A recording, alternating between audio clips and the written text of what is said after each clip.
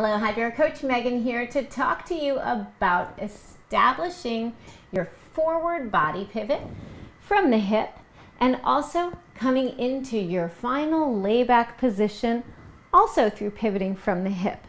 So we're going to talk about the hip pivot in a little drill I like to call rock around the clock.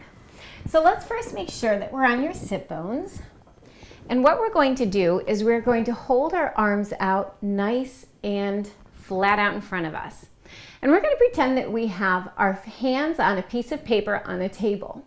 So what we're going to do now is we are going to pivot forward from the hips and slide that piece of paper right out over the table so that we're going straight across and our shoulders don't drop and our hands don't drop.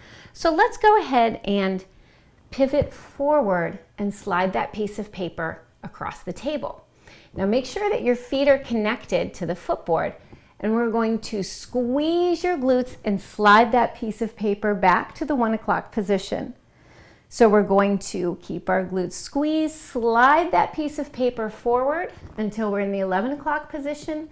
Then once again, squeeze, rock back to 1, rock forward to 11, sliding that piece of paper back and forth over the tabletop, right back.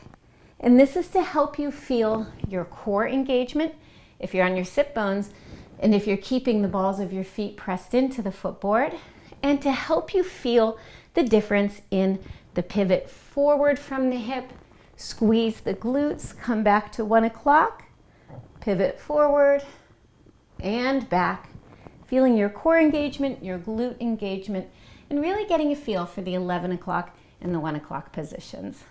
Thank you for hanging out with me for a little bit today, Hydrow crew. My name is Megan, and remember, I'll see you on the water.